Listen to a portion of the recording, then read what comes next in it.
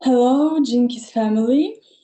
Today we're here for the transmission of the 56 Jinki, the power of intoxication, and also the power of destruction, the shadow of destruction. So let's discover what does it mean to be intoxicated, and what does it mean to get distracted, and how we can go to a gift of enrichment. So the shadow intoxication, the gift enrichment, the CD. Sorry, the shadow destruction, the gift intoxication. Something happen. One more time. The shadow destruction, the gift enrichment, the CD intoxication. And right now I'm in a beautiful nature spot, and the nature will help us with this transmission today. This key has interesting connection to our system, to our body, to our genetic codon ring, because it's in the codon ring of trials. That means that this is one of the stop codons, the 3 stop codons in our DNA, and it means that this key is really important for our evolution. As in a shadow level, we will experience how it's in fact stopped us from evolution, from the spiritual evolution. And what we can do here is to really evolve and to really come to a high level of our consciousness, and what keep us stuck and how we distract ourselves. And I think that in a way we all can find ourselves familiar with this shadow, no matter if we have this in our chart or not. But we all know how life is always showing us a way to get distracted and how easily, in fact, we can get distracted. First of all, by the social media, for example, the Instagram, whatever, YouTube, all these ways of how we distract ourselves from present moment, and how we distract ourselves from, for example, doing what we really want, but we find different reasons why not to. We keep it for tomorrow. That's never gonna happen, because tomorrow we find another excuses and we go to another tomorrow, and then our dreams and our let's say highest timelines stay just an illusion, because we didn't fully, for example, act toward this, because we distracted ourselves. And I would say this is one of the major shadows of humanity in a way, because distraction, it really goes deep, and it's also basically how we distracted from our true nature, and how we keeps ourselves busy in the illusion of the Maya, and busy with doing all these things that we think we need to do, that comes from our mind, and not really giving enough attention to the soul, to the heart, and to acting towards the soul call, what our soul really wants to fulfill. And sometimes the life just pass by like this, and we just try to satisfy our like emotional body. We just try to find enough satisfactions, pleasure, basically, for our mind, for our body, because we don't feel connection with the spiritual realm. We don't feel connection with the soul and with the place of presence through which, in fact, all the real deep enrichment is happening. It's like, let's say, we trying to run for dopamine, for fast pleasure, and we don't feel for example, connection to serotonin that gives us deep pleasure on a deep level and relaxation. Instead, we are putting ourselves on like these dopamine cycles of, in a way, addictions. It's like food, sex, sport also can be here. Sometimes even spiritual practices can become an addiction. That's a way for you to also do something to yourself, increase like your dopamine, in fact. Sweets, scrolling their Instagram, all these ways of distraction yourself. And as I said, that the part of the codon ring of trials and the stop codon, this key will stop us, the shadow will stop us from going within.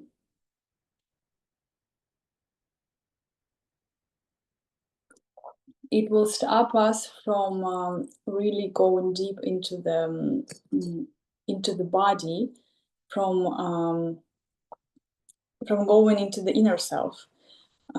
It will make our minds always busy with things outside and focus on ideas, again, on the fast pleasures, on stories, what we think we need to make, we need to do, we need to build, and not really taking care of what's really essential and being fully disconnected from the present moment. Just like living the reality of your mind and not the reality of presence.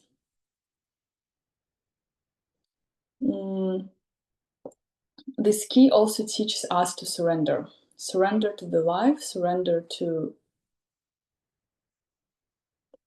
whatever is happening, knowing that it's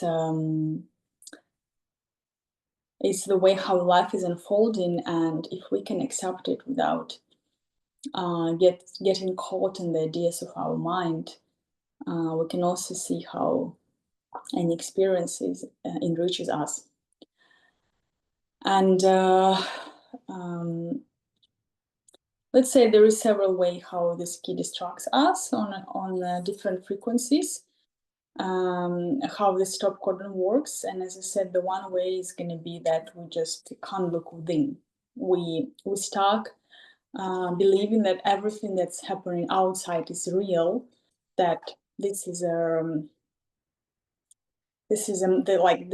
Maya illusion is real, and we want to experience more of it. We want to have more pleasure, we want to have more money, we want to build better career, we want to have bigger house, we want to have better car, we want to have more friends, we want to have more clothes, more whatever experiences, more pleasure, more travelings, more fun, and just not to look within. I would say this key will, in a way, it determines how we connect it with the cycles of pain and pleasure, and that on a shadow level, we will try to escape the pain and run for the pleasure, for what we think the pleasure is. So this is how we're gonna keep ourselves also distracted. And I can bring even more psychotherapeutic, psycho approach, saying that there is one thing of running for the pleasure. There is another thing is what your nervous system believe what the pleasure is. In a way that if our nervous system, for example, addicted to stress, to pain, to suffer, to this like hamster wheel, then this is what we, in our system, we believe the pleasure is. And we will, in a way, our body, our system will need to feel this and reproduce it all the time, and creating, in effect, situations where you need to deal with stress, where you need to be busy. Just because it's what in subconscious level, it's what your body believes what the pleasure is. Even if you're like in a conscious level, you can see that this is not healthy, for example, but your subconsciousness will still make it happen, or like create these situations, because on a subconsciousness level, this is what pleasure is for you. So that means that we need to really find a way to also reprogram our nervous system, so we can feel the deep calmness and coming into the present moment. And then from that stage, from higher frequency, we can be in a presence where we don't run for any experiences or from any experiences. We just stay in presence with whatever is happening. And listen a message of this key. And while you're listening, again, you can contemplate, you can write down something, you can just be in meditative state, you can close your eyes or you can keep your eyes open, whichever is comfortable for you. Just I invite you to contemplate on the question is, what are distractions for you in your life? And what are these distractions for you in your life? And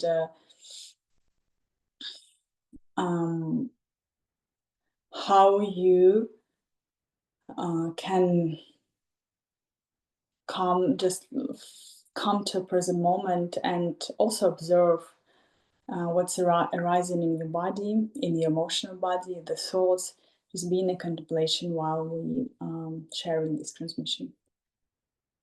And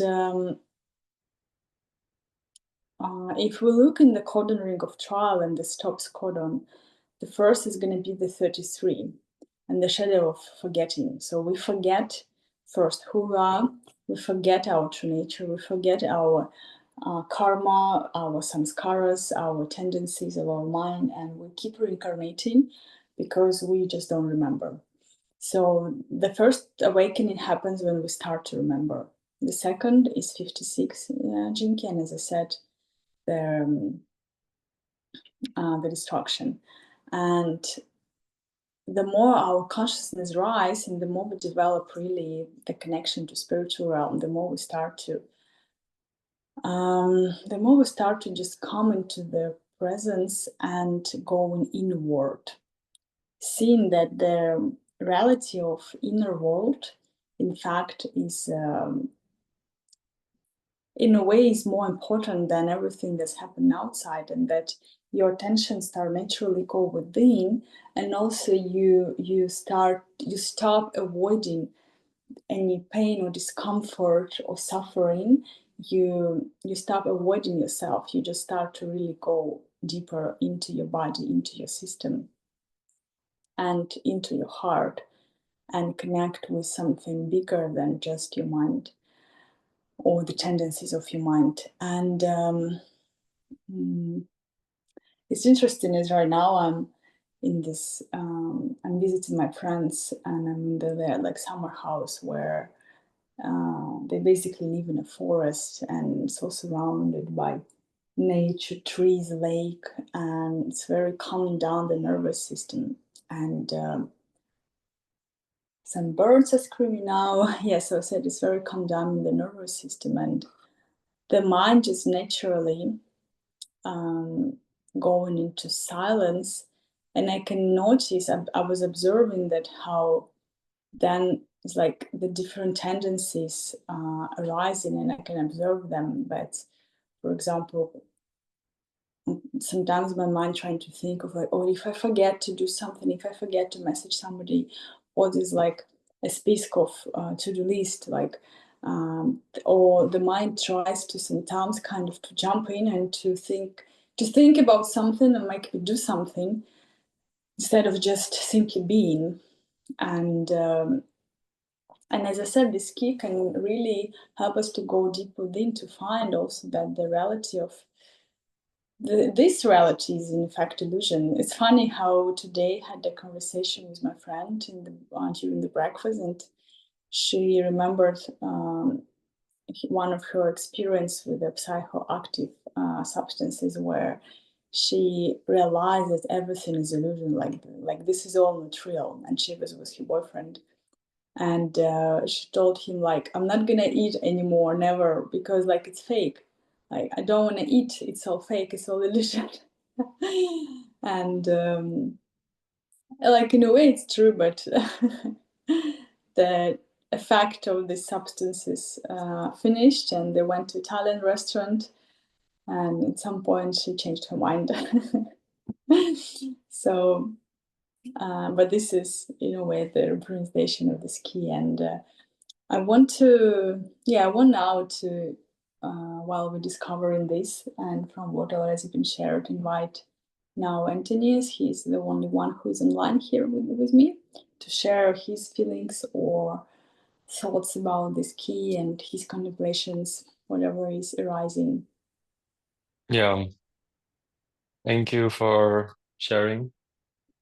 It's interesting. It's definitely like an interesting key to explore because of the it's a stop codon and kind of a bit like a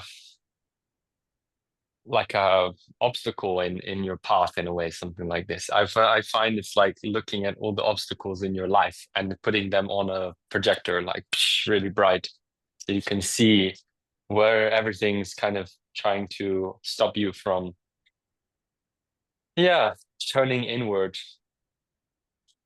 In a way, I've actually found this key to be, oh well, what is that? There's a hedgehog or something. Oh, I don't know what that is. Hmm. Some weird kind of squir like not a squirrel, but something like this and jumping in there. But yeah, you see like the key of the shadow of distraction, how it like trying to show you things all the time. I found it relatively, I mean, distraction has been like a huge issue for me like throughout my life. I like right from like school days, I was always wandering.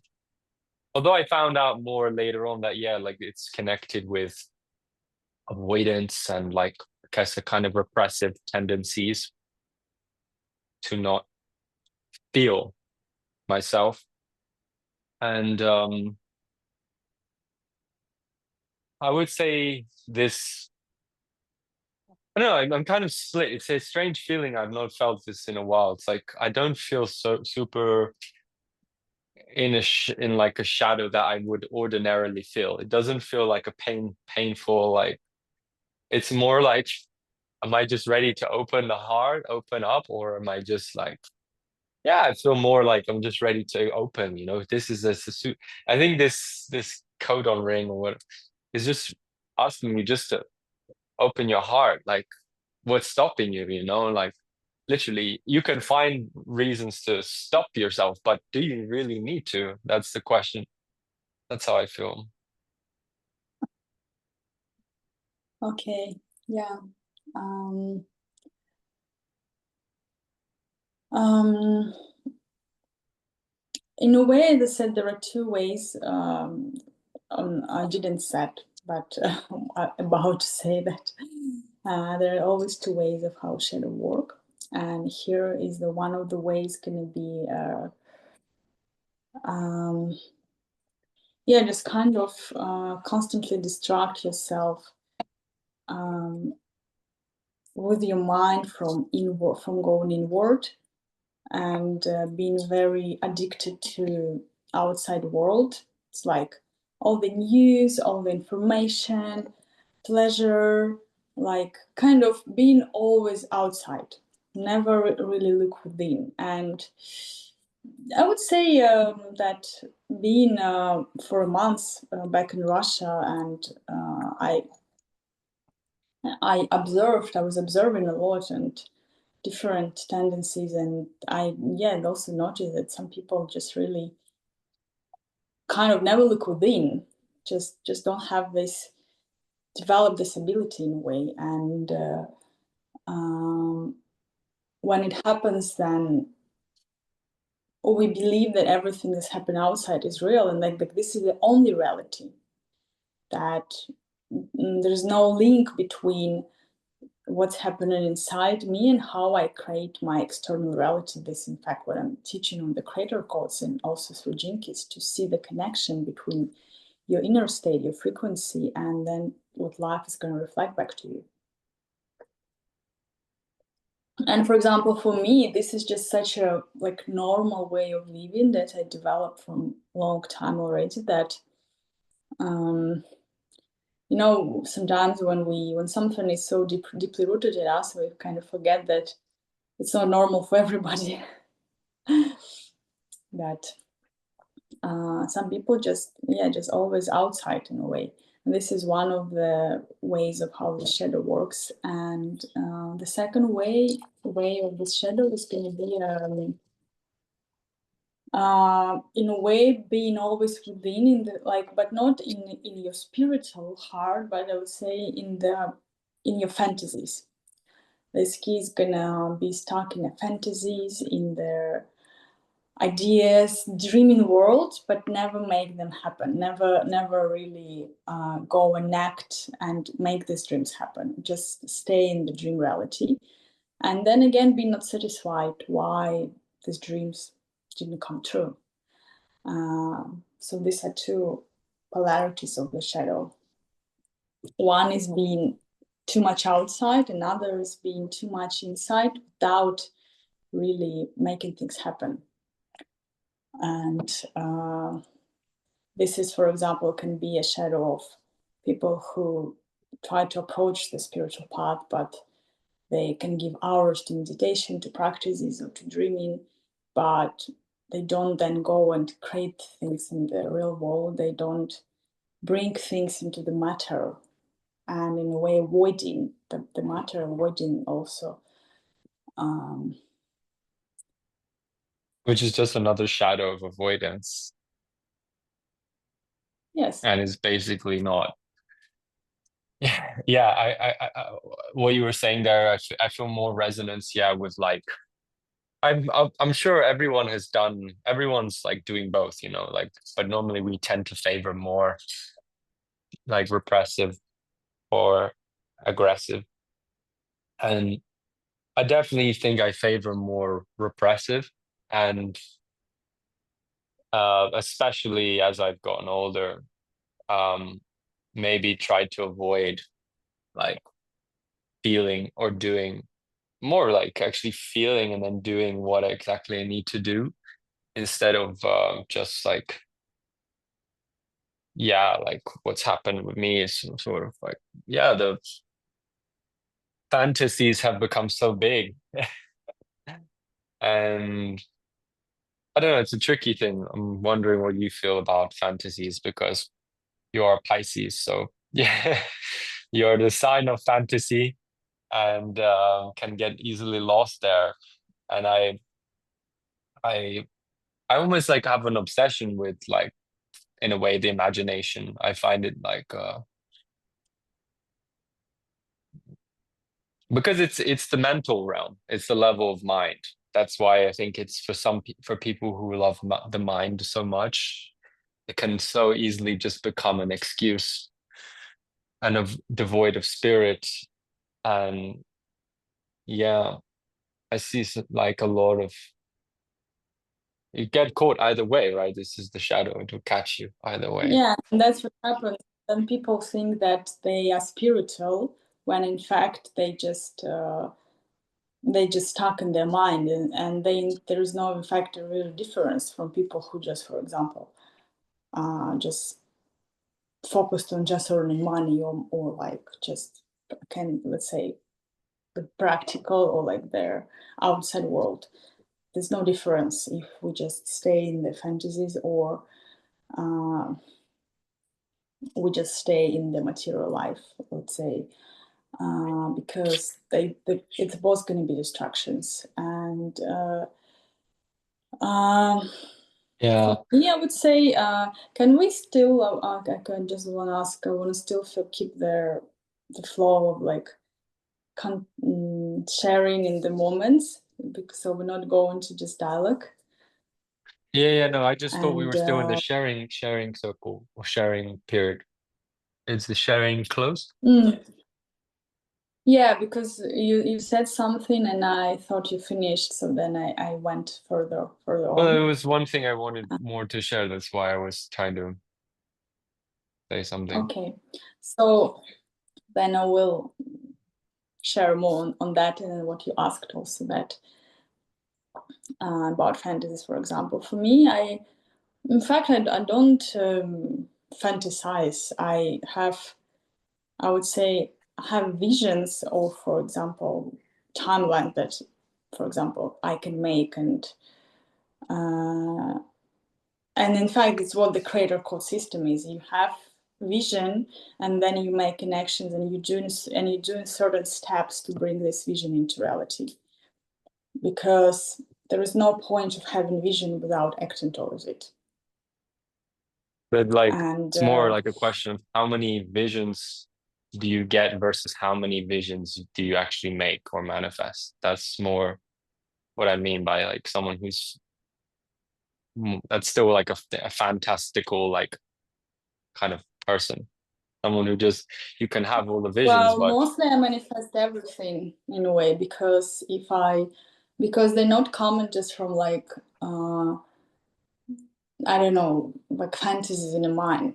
They coming from a clarity when, for example, but in fact, recently I've been not really focusing on kind of creating timelines. The only thing that what we've been creating with you,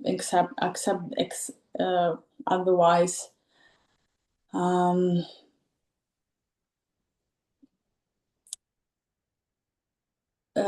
because that's another distraction. That's what we'll be talking. The fantasies are distractions. So for me, there is no reason to, like, for example, I don't fantasize of like, oh, what house I will have, or like, or for example, what life I want to live, or I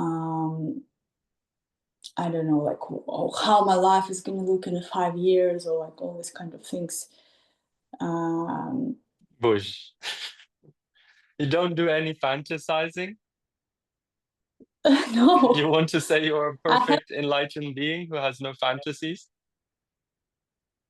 no. I'm not saying this. I'm saying that I can want something, like for example, want like to have family, or want to have like kids, or want to, I don't know, make the retreat happen. But at the same time, let's say the only focus, like, is really what's focused for me is uh, the things that's going to happen in the nearest time, like the next month, for example, and the retreat. The other things for me is like, if I didn't receive clarity from my spirit, and that I really saw a timeline, I don't then think, oh, I wanted this or this, because the life showed me enough time that um, that um, in fact the life is just unfolding. And this is also something about this key, that uh, it's like when we have conversation with my mom recently, when she's been asking like, oh, why do I want to leave and everything, and like just about what's happening in the world. And I shared that, we now in a huge like collective crisis and transmutation, and it's going to go until the 2027. In 2027, something big is going to happen, some huge transformation. So I said, I kind of don't really make a plans before that. If I will survive till the 2027 and still will be alive and Earth will exist, and like the country is gonna exist and things gonna happen, like it's gonna be possible even to live here, then after that I can start to think, to like, I don't know, to think about more practical things, because before that, like, we're in such a huge transmutational transition of the collective and as a humanity, and that's something huge really going to happen in 2027. And it's like it's unfolding, but then it's going to be something that I don't know what. So for me, making plans before that doesn't make any sense. You sound like one of those 2012 people. These people who were like, the end of the world is coming, the calendar is No, it finished. doesn't mean it doesn't mean that, like, I'm just gonna hide and not gonna leave or anything. But it just mean that there is a clarity in my system that the huge transformation happening collectively, and it's a period of chaos. And when it's a period of chaos, you can't really like plan for whatever 5 years, because you literally don't know if the earth still will exist. And I'm not really kidding saying this, because there is a possibilities of a lot of earthquakes, catastrophics, and everything that can happen or cannot, and in different degrees they can happen.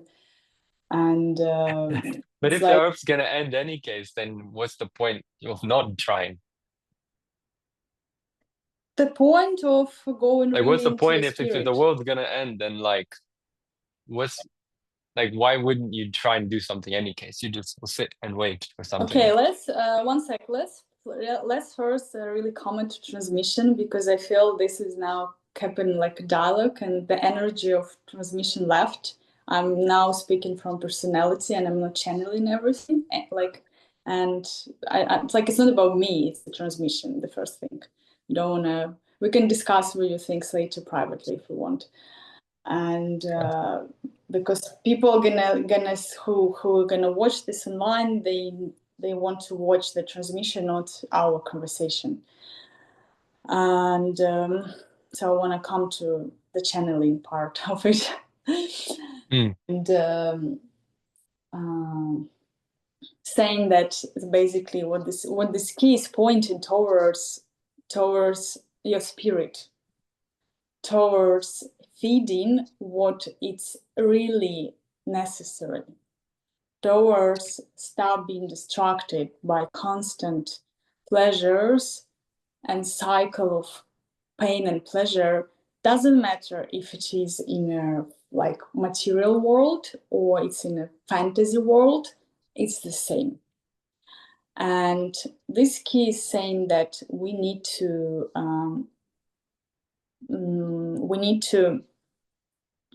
come to a clarity of who we truly are, in fact. And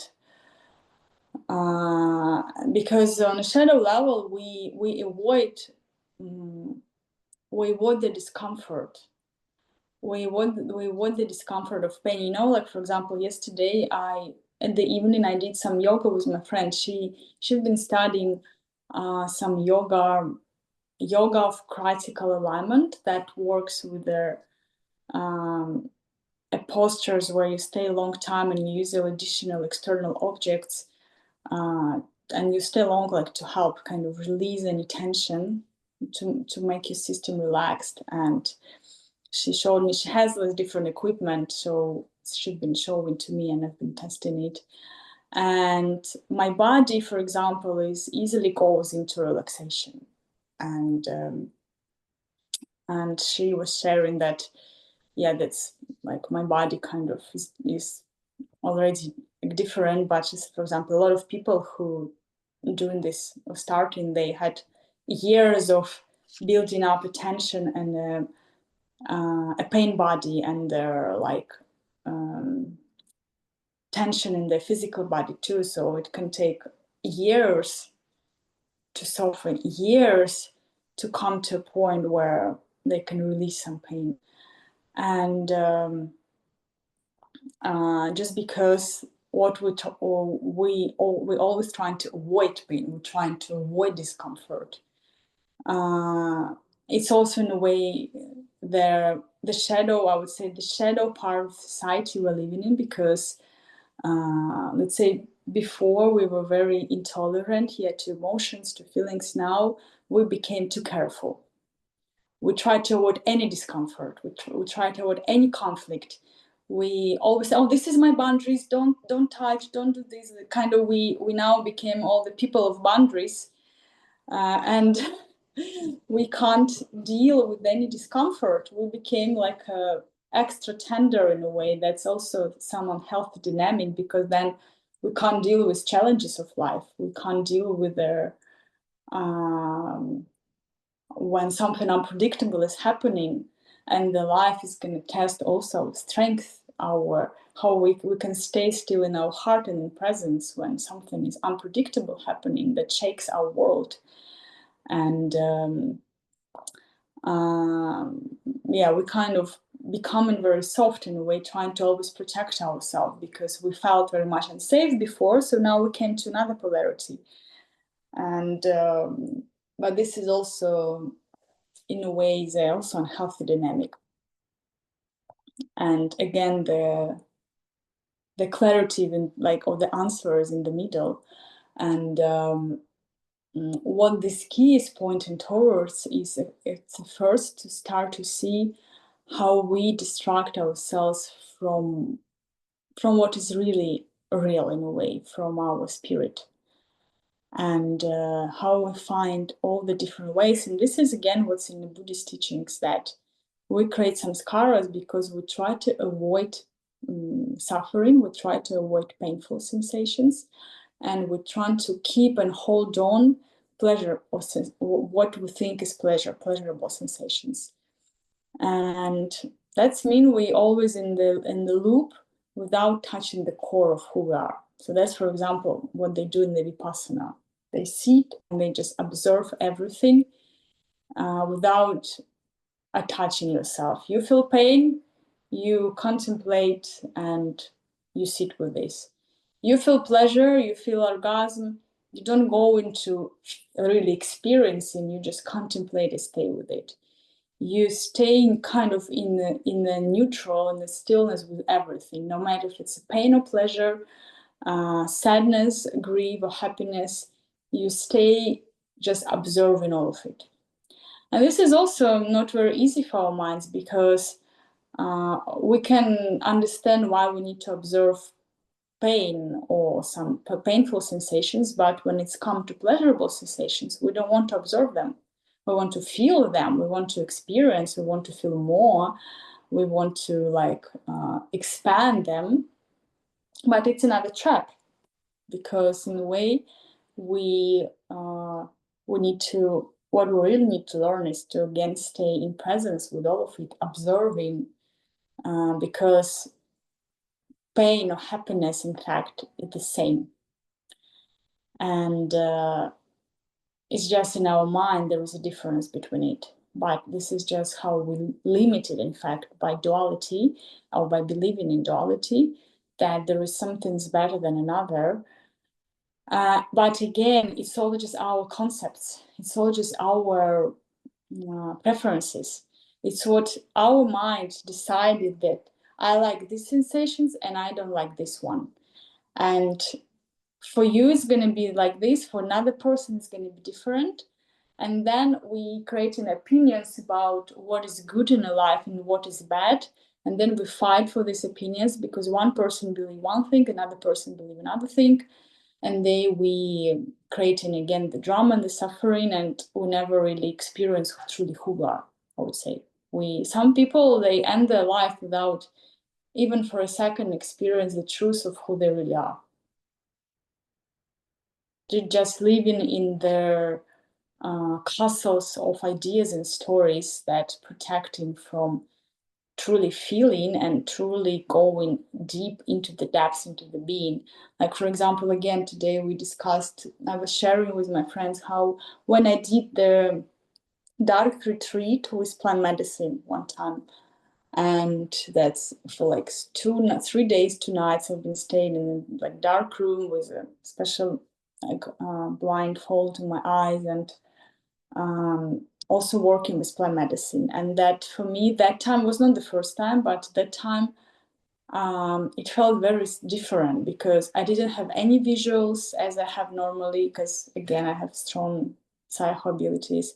But that time I didn't have any visuals, any like kind of psychedelic things. All I was doing, in fact, is constantly breathing out and relaxing. That was like what my body was experiencing in my system. And it felt almost like nothing was happening. And I felt like, oh, I don't know, this time maybe the medicine didn't really get me or whatever. And I was thinking, oh, okay, like when it's gonna finish, I'll just go and have like fun or something. But then when it really did finish and the shaman stopped the ceremony, and he kind of closed the container, and only then, when I opened my eyes, I realized, oh my God, how much things changed. Because then I went to sit down by the river and I realized that my attention finally get within. I finally connected with my soul.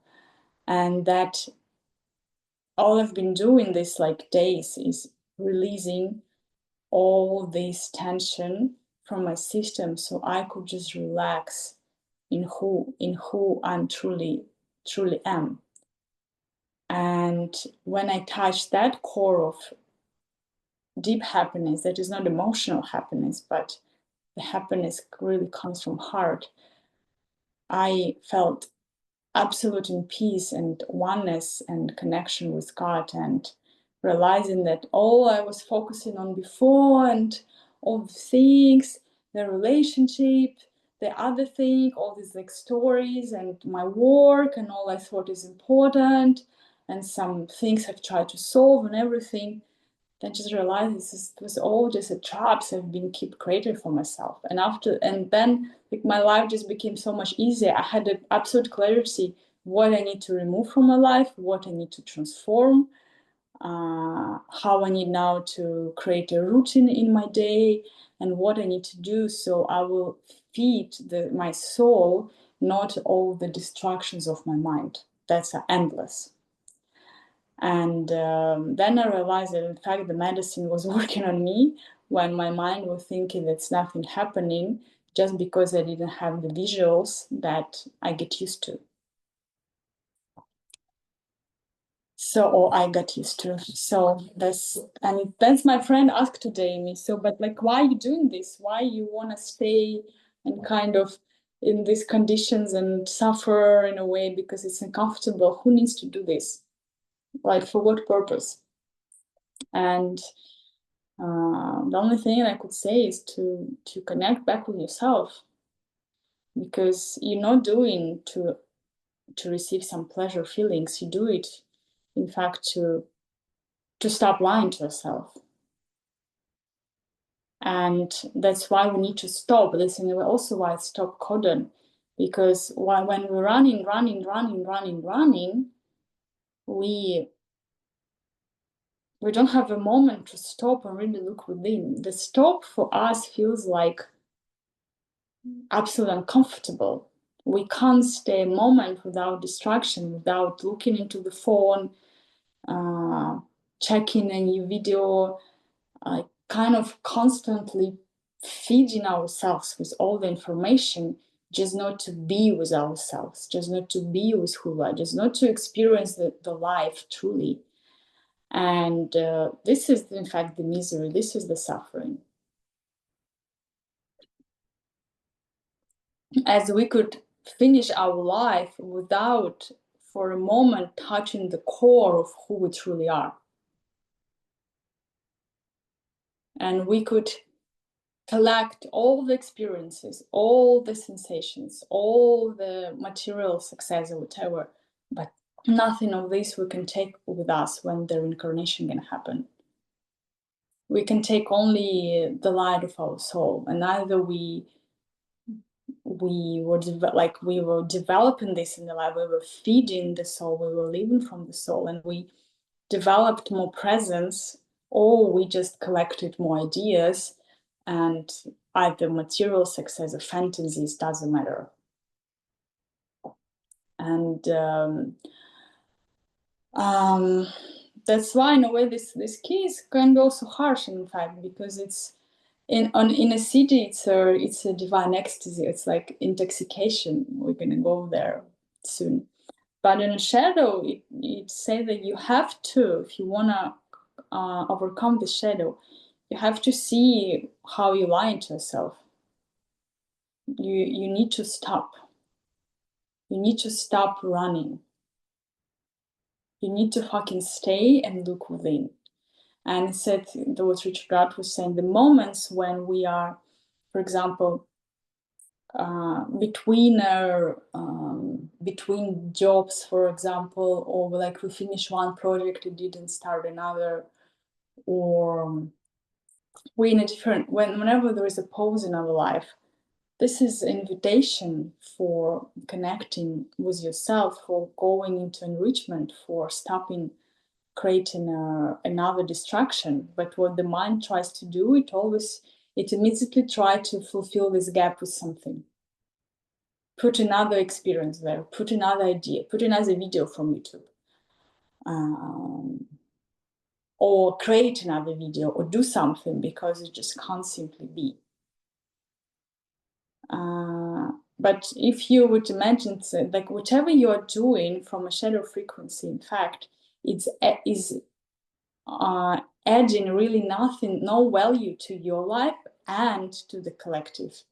Whatever you're doing from a shadow level means kind of nothing, because you can't create any value for your life or for others if you're not truly acting from your heart, and if it's not really coming from your soul, then it means nothing. No matter how much it's like you can become popular or how much money you can earn on anything, in a deeper sense, there is no true value in it. And this is what we can contemplate on, like what I'm focusing on, what I'm doing. Does it really bring a new value on a deeper level? Or it's just creating more addictions and ideas and feeding stories of how good am I, or opposite of like how bad am I, and just in a way feeding my personality. And as for example, there is a sphere in the drink is called vacation, and we can come to vacation and to start living our mission only after we really went into the deep of the core wound and we really open our heart. And then what we give and what we do in the world is not anymore about fulfilling the void. Because we went into the core of the suffering, and we came back to the unity with God. And then from that moment only, the real vocation is starting there. The real serving is starting, when we not anymore play out from our personality, we just really serving. And this is a radical shift. And how many people in our society is focusing on that? On, for example, there is a question that's in the vacation sphere. What is the greatest service I can offer to the whole? And if I'm doing this, and if not, what's stopping me? How many people contemplate these questions? I don't know, 0.3% maybe? Like, because it's not popular. It's not what's in social media, what you should do. It's kind of outcast to think this question, but this is a real question for us all. And as I said, because if not that, then whatever you do in any case means nothing. It's just wasting your, not only your time, but your lifetime, your incarnation, kind of. So of course, like it's all experience and karma and everything, but if we speak from this perspective, then you can't really bring a value until it really comes from your heart. And at this moment, it means like we should stop distract ourselves. We should first of all observe, again, as we say, with the shadow, because we can transmute the shadow only from giving the loving presence to it. We should observe how we distract ourselves. We should observe how we live our life. We should observe the tendencies in our mind. And then also we should start act, towards this. Like if I know, for example, that I need to stop, I don't know, like there is a book I want to read, then I can receive 10,000 messages from my spirit that I need to do this, but the change is going to happen when I take this book and I start reading every day, for example. Or there is some habits I need to stop. No matter how much times I will receive clarity from my soul that I need to do this, something going to change when I will start act. And this is something that this key will also show us. Yeah, so maybe at this point, before we go into the gift, we'll open another sharing circle for any questions about the shadow, for any contemplations, or anything that comes about this shadow frequency.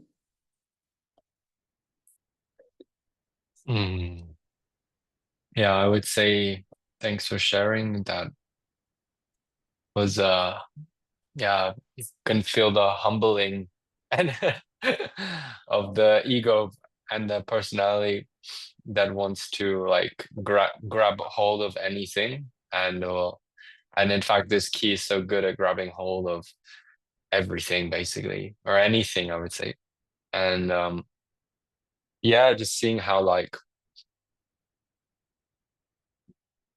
yeah, it's like really can't cannot lie with this key, you know, this is it. To choose it. um it's strange. I feel like on the one hand, like how does somebody who, for example, isn't spiritual yet in their lifetime, and they're like, you know, not really awake to these realities, then for them like the life more just looks ordinary. They are just doing what they're told, or sometimes telling people what to do, and going in like, for example, the first three chakras and working like on those lower centers a lot of the time, then yeah, in a way, life kind of, it's interesting. I would say they said that when you're in your, I think, mid-20s, that's when your normally the heart starts to become more alive in your life. Before this age, you have to have like some good karma or something like this, because normally the spiritual maturity is coming like when you're, yeah, 25, 26. And yeah, I'm just thinking like then about how many people really like in their younger ages get to an opportunity, a chance to feel like themselves, you know, because they're so blasted, especially nowadays with so much information. Like kids are like told to do everything, like try every sport, try everything, and then they don't really find what it is that they're truly searching for, which is, yeah, this core of their existence, core of their being. So it's definitely, um I like this kid. It's like almost talking about like the journey of toward enlightenment, and how we kind of, yeah, we have to just, yeah, we have to find the right things. I don't know, what's your thoughts on that? Find the right ways. Yes, it's like I would say the messages of this key is how can stop searching around and playing around and just stop and look within. And this can be painful because when you start to look within, you will have to go through all the layers of distractions, all the rays of ideas you created about yourself, and everything all of this you would see and let go, observe and let go, because this is all not you. This is uncomfortable. This is in a way destruction, because you stop. You need to the first understand that you've been just lying to yourself all this time. Yeah. And that's what happened with me when I had my first ayahuasca and enlightened experience. It happened there, but it happened after realization that everything was a lie. Everything, not some one thing. Everything was a lie, because it's all was my mind. Everything, even searching for a god, was not truly searching for a god. Was still entertaining my ideas about healing, past lives, spiritual life, whatever. this all was not about God. This all was not about truth. And to see this, yeah, it was extremely painful. But only there was also a blessing, because only when you see how fucked you are, you start really call for a God or for a spirit, and you really have this moment of, I want to let go all of this. Because otherwise, we just keep distracting ourselves. We just keep feeding their stories, and they are can be so, I don't know, millions of varieties of all of this. That's why what this key is gonna say, that there is a way of your spirit, your, and also your kind of unique path to enlightenment, and only you can walk your path, nobody else. Only you can walk the path of your spirit, of your awakening. Nobody else can ever do this for you, or to say you what is this way gonna be, because it's your way. And then when we start to really come into the gift of this key of enrichment, we start to go only towards that experiences that enrich us, our heart, our spirit, not our mind. Before we go into any experience, with asking ourselves if it's going to be distraction or enrichment. And if it's going to be distraction, no matter how much our mind can want it, or our emotional body, we're not going to do this.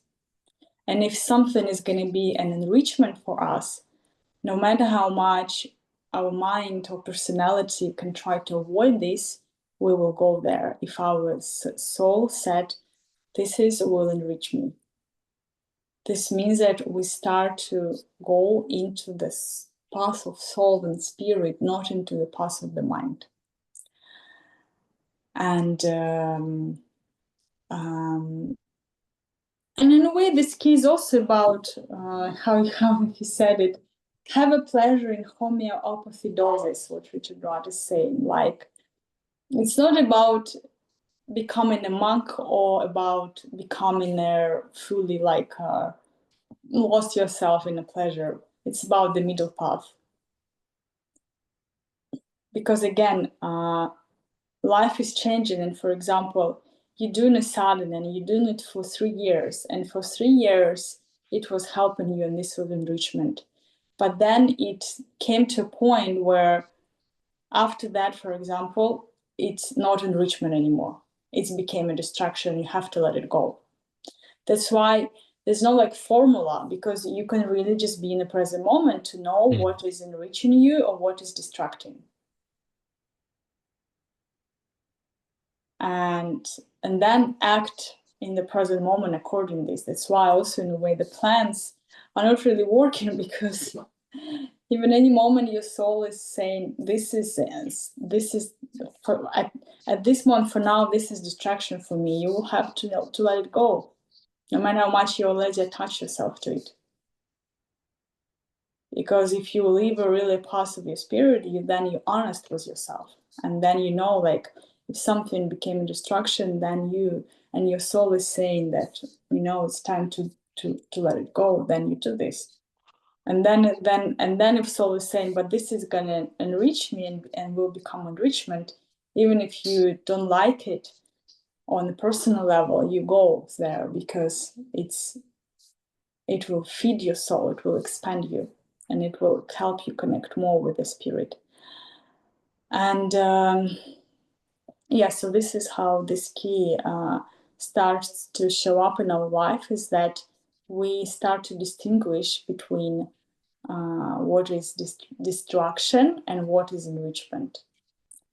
And then we start to walk a path of really carefully creating every step, that every step becomes what really enriches us. And I like how Richard Rudd is saying in a way that, it's like Like, for example, a piece of cake. In one moment, it can be enrichment for you. In another moment, it will be destruction. And you can know it only in a moment. That's why you need to be present. It's not about rules. It's not about theory. It's not about ideas. It's about really connecting and feeling in a present moment what enriches you and what distracts you. Otherwise, it's not going to work. That's why it's and in a way, and spiritual path is always the radical path, because you always ready for any uncertainty. You kind of need to be always ready to let go and change and create new and surrender. And you can't make a plan for 5 years, because you don't know what your spirit will create. You don't know what the present moment will show you. You can be only honest in the present moment. Stop avoiding yourself, but start really live from the soul and from the spirit. And at this point, coming into the deep clarity of just the true essence of who you are. And that in each and every moment, then we can find experience that really fulfill our soul and helping us in the path of our destiny. And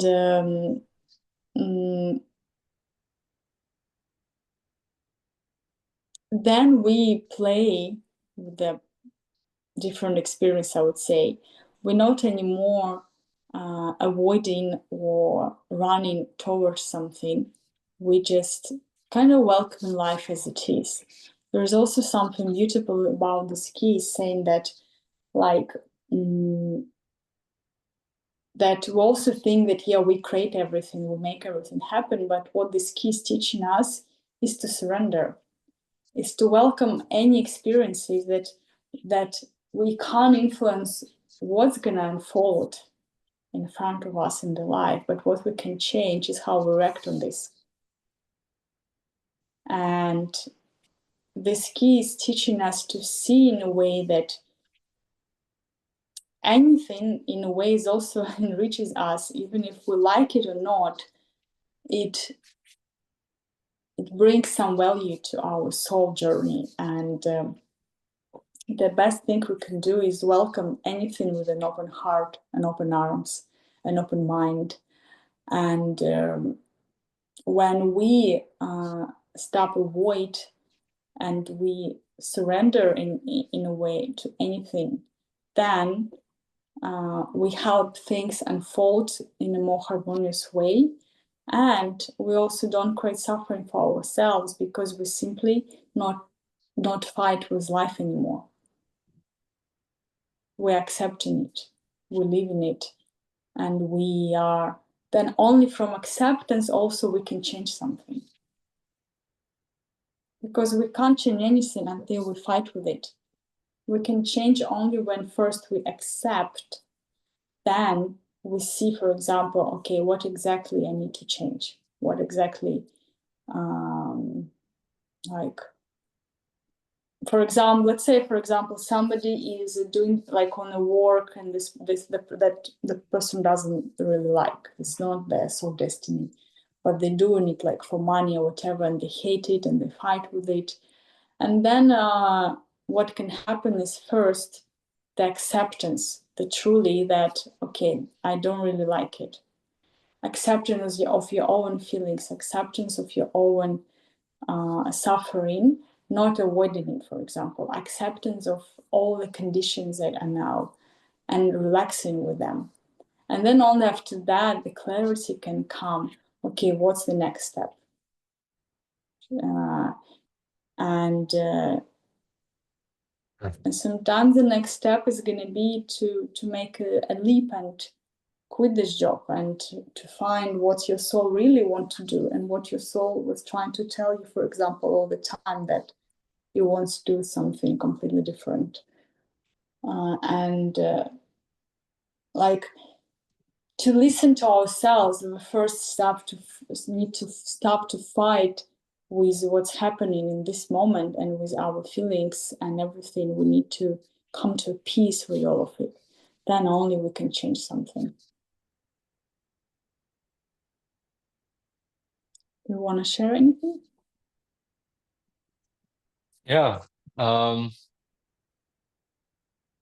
yeah, like I said there earlier, yeah, I feel this key is like super like guiding you. It's like kind of like a compass of how you deal with like life situations and the external and potentially internal.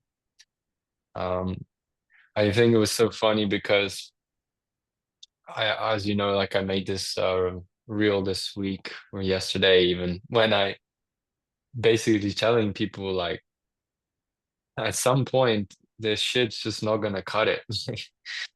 Like the physical like practices that people are absorbed in just like has just cut them off from these higher abilities and just well you can call them like higher abilities, which just being in your body and like actually feeling the fullness of what it is, for example, to be human. And yeah, so I just thought that was funny that this like I I almost yeah I think where I was lucky was that as a kid I was very distracted. So I think I already had an ability to then try and kind of overcome it. I think a lot of people don't realize how distracted they are. I see some people like yeah, so absorbed. And I mean, of course, we can speak like from our point of view, like and make it like it's easy or something, you know. But um, I definitely think we're living in times now where people are changing and shifting. But what bugs me, annoys me the most is how a lot of people waiting for like someone else to do it or someone else to make a change or someone else to be like original, you know? And not enough people fucking speaking up for themselves. And like, for example, I saw my friend one, he's not really my friend anymore, but he was from my old school. I saw him in the city. I haven't seen him in like so many years. And then I said to him, yeah, I'm doing, you know, what my passion is. Like I'm sharing about this wisdom and also teaching. And then I was like, what about your like passion, you know, because he was doing some competitive video game sport, something like this. He was sharing about this. And he was like, well, that's my side hustle because I can't sustain myself with this. Like I won't be able to sustain myself. And it was a weird, ironic moment because there's me trying to be me, and then someone trying to avoid like doing what they're actually passionate about, what they have brings them joy. And completely, yeah, I feel this comes from a lack of sensitivity and also feeling one's one's nature is coming up like and yeah that we've become so muted. There's a huge I think that's it's almost like the feeling is a little bit like compassion. It's coming through. It's like what can we can be sad or we just have to have compassion. And I think that's why like in Buddhism it's so powerful to practice that they give everything compassion because otherwise it's all gonna bring you down what's happening with like in people's minds and things. Just like recently my you know seeing my dad, for example, my dad's going through like a transition in his career work, like there's a lot of like heavy emotions about this. And then for me I can criticize and be like oh well, it's, you know it's like you're you know get out of there or something. But I cannot. I have to just hold compassion and just say yeah I have compassion for you. You have to go through that, man. But don't blame someone, for it. Because, yeah. Then we get caught in the game of blaming.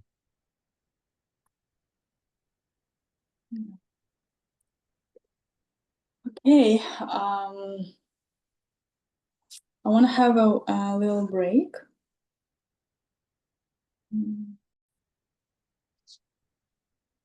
Yeah. Um, well, yeah, like this morning I was speaking with my mom actually about like because next year she's turning 60, and you're not supposed to say woman's age, but she will be 60.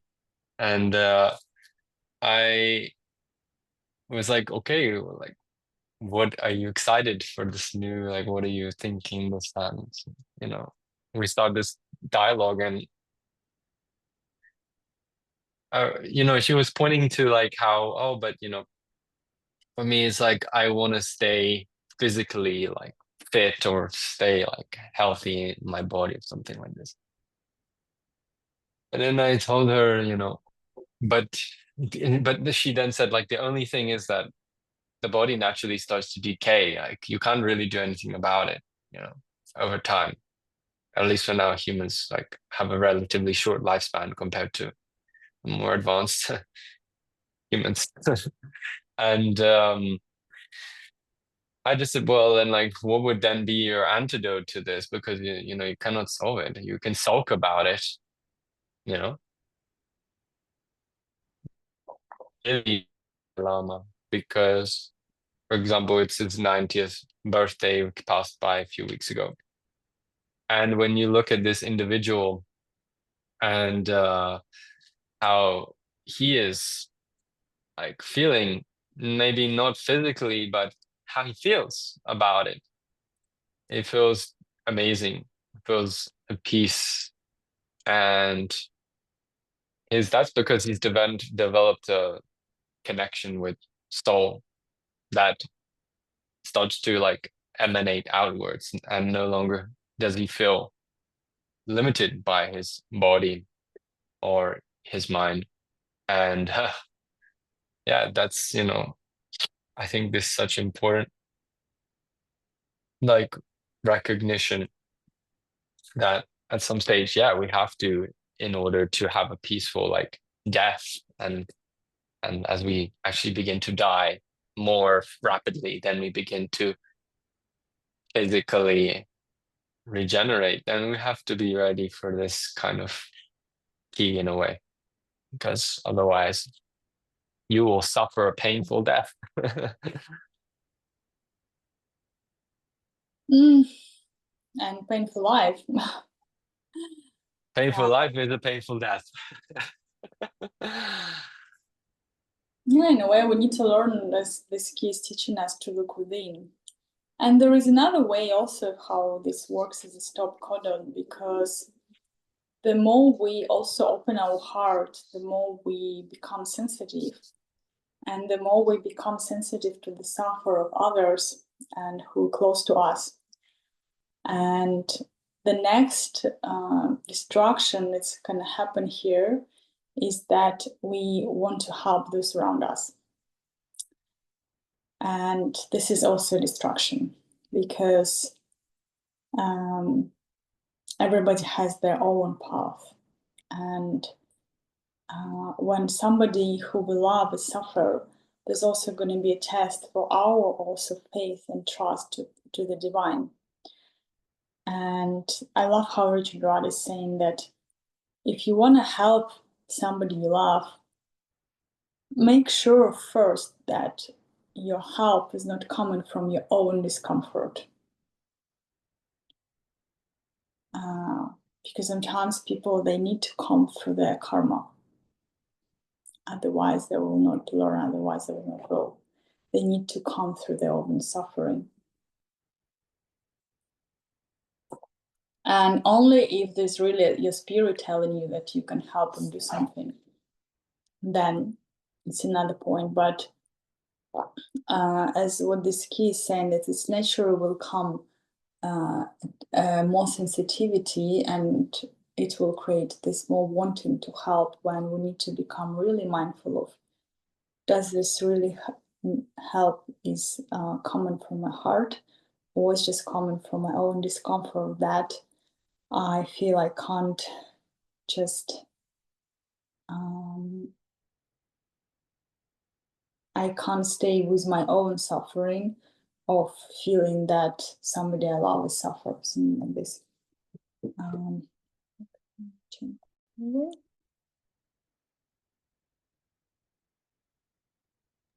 What? Okay. And so when we're coming into the CD intoxication, and this is like being in intoxication with divine. If on a shadow level we distract ourselves with everything, with all these ideas and stories in our mind, on a city level, we in a way we start to distract ourselves only with divine. We stop feeding into our personality at all. And it's not anymore fantasies, it's not anymore ideas. We just fully going towards divine nature, and this becomes our only goal and instruction.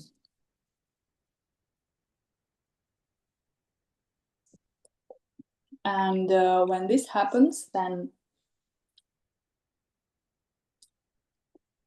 it changes the quality of our life.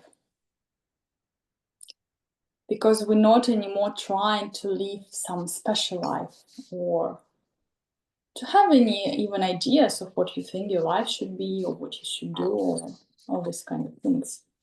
You just start to live the life of your spirit, no matter what does it mean. And then, yes, the quality of your life is changing, and as you start to emanate the higher frequency, that can touch the hearts of those around you. And in this case, we start to experience the divine truth and oneness. And we're not anymore trying to help. We're not stopping our evolution. We kind of fully intoxicated. We kind of taken by divine. It's like a sophistical. It reminds me of Sufi masters and the Sufi quality of feeling like an ecstasy with the divine and towards the divine, and this love that's guiding you towards the divine. That's like an ambrosia. And I also love the metaphor that Richard Rod is giving here of Zorba Buddha, this archetype that Osho brought to the existence. And it's like a mix of Zorba and Buddha, and Zorba was the one who kind of a character who didn't have any, how to say, rules or principles, and like he was giving himself to all the experiences with full capacity and without like any stopping mechanisms. And Buddha is somebody who we can think is very like dry because just not giving himself to any experiences, just the enlightened state of mind. And the Zorba Buddha is the one who combines these qualities. And this is going to be a CD of the skin, intoxication that you enjoy to the fullness when it comes from your spirit, from the stillness within. I would say it's being fully intoxicated by God, but not attaching yourself to it. It's like kind of fully dying in each and every moment with the love to the divine. that in a way starts to completely take you and transmute your life. And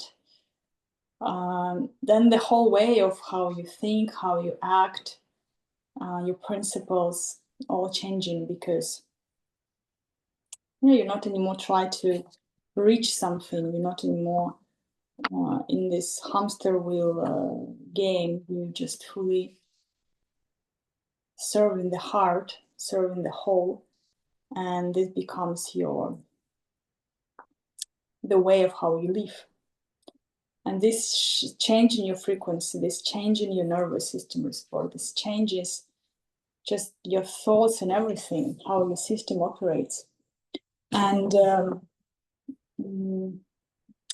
yeah, 1 second.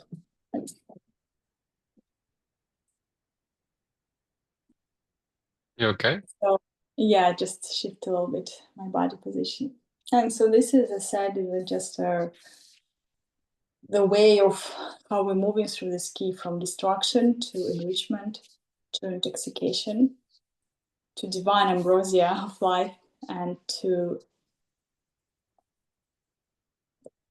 the quality of deep oneness and fulfillment. And just knowing that, the path of everybody is very unique. And this was also my observations last days.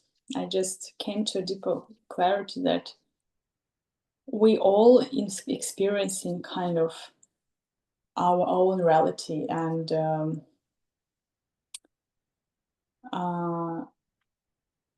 we can be in the same experience but perceive it absolutely differently. And what is good for one person can be terrible for another one.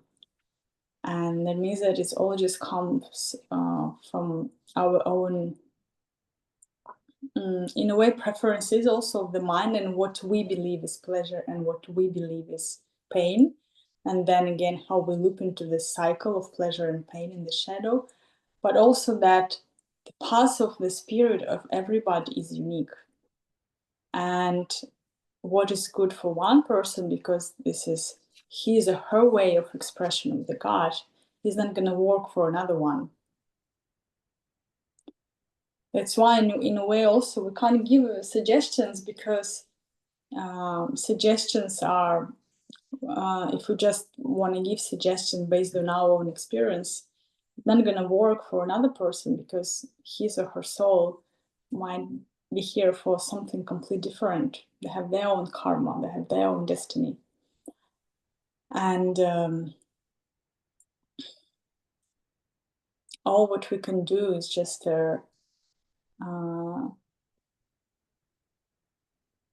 let ourselves be intoxicated by the divine and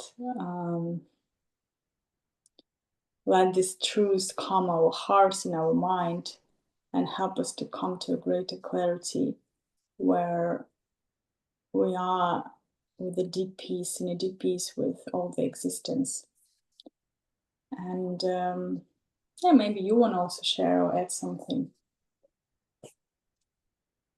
Yeah. Oh, well, finally we are here. It's interesting. I feel I resonate a lot with intoxication.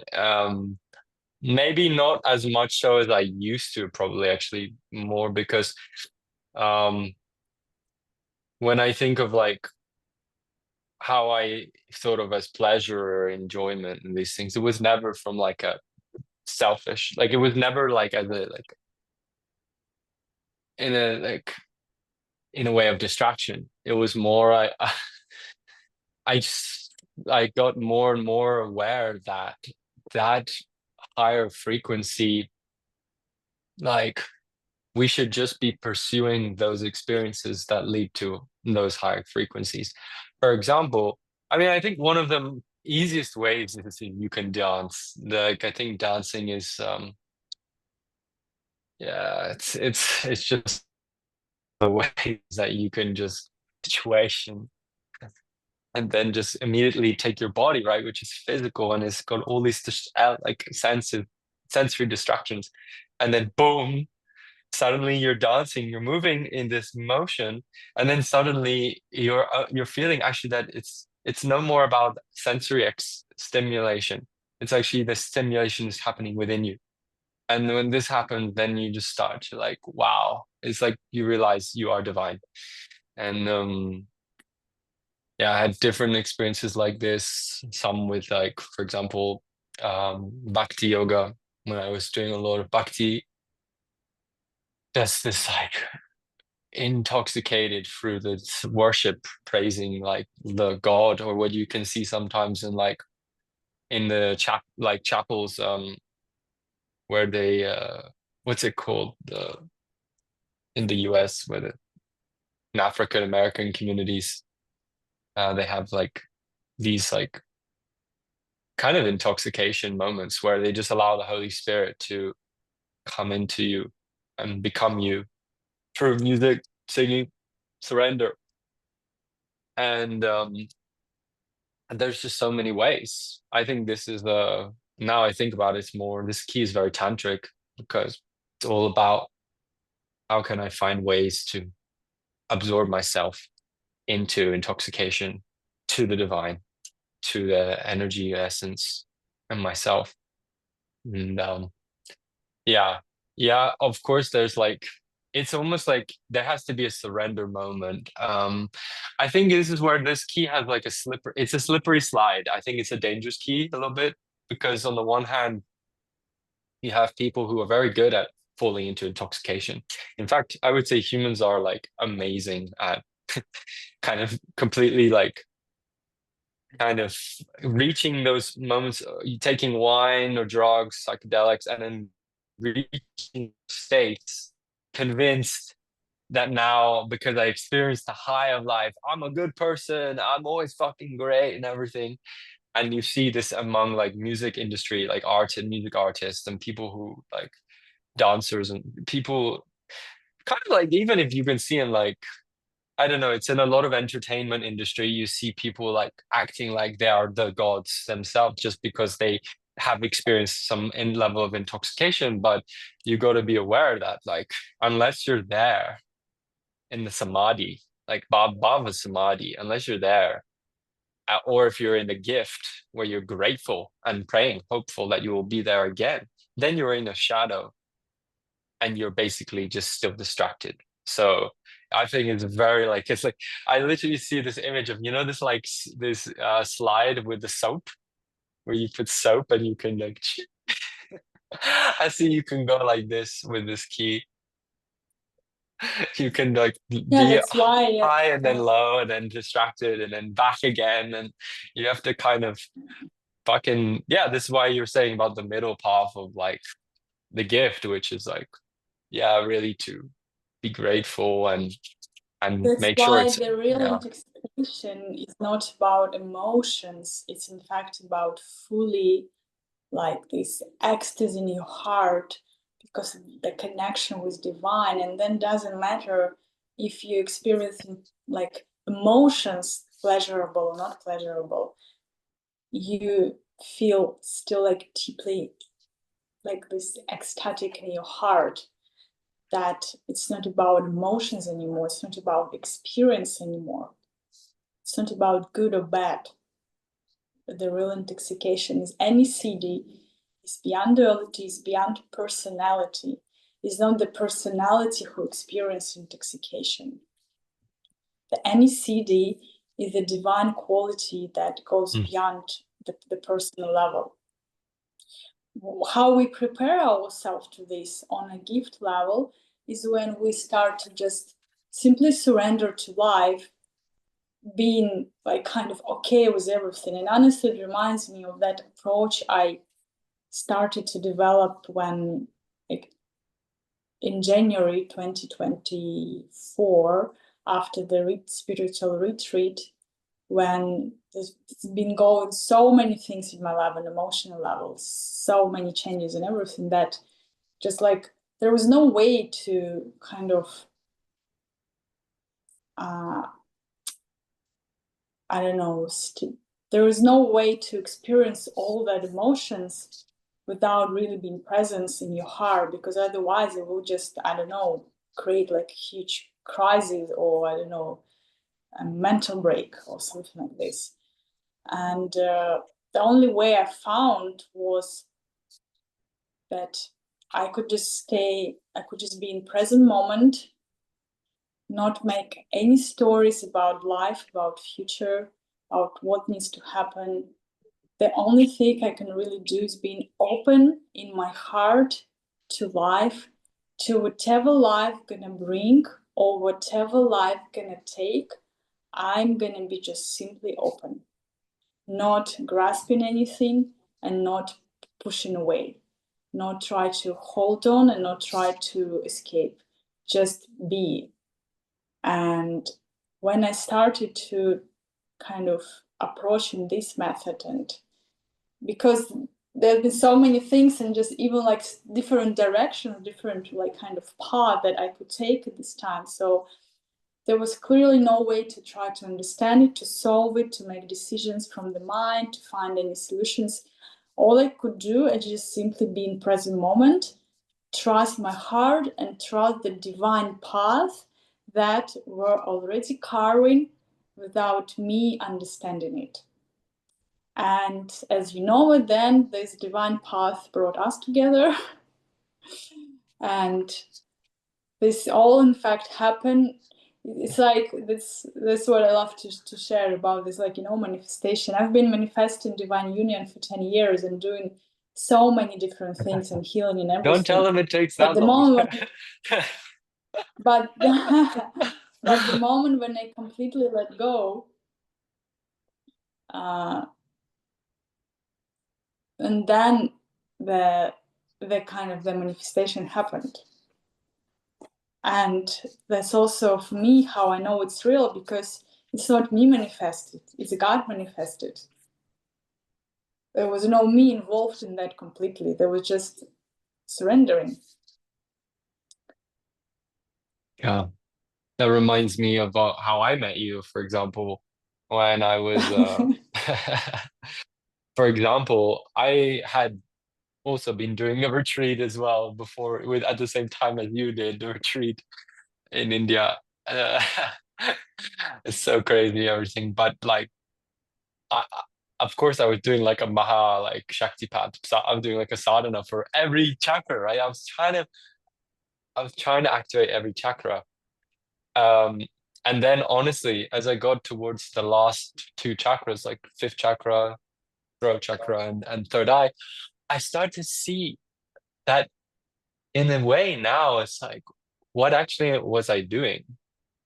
I don't actually need to do anything anymore. It was in my like Vishuddha, I was like starting to realize just silence and turning inward was starting just to become the natural thing to do. There was no more work to be done. Of course, in the physical world, I was finishing like the initiation, so we had gone through a lot to get there. But then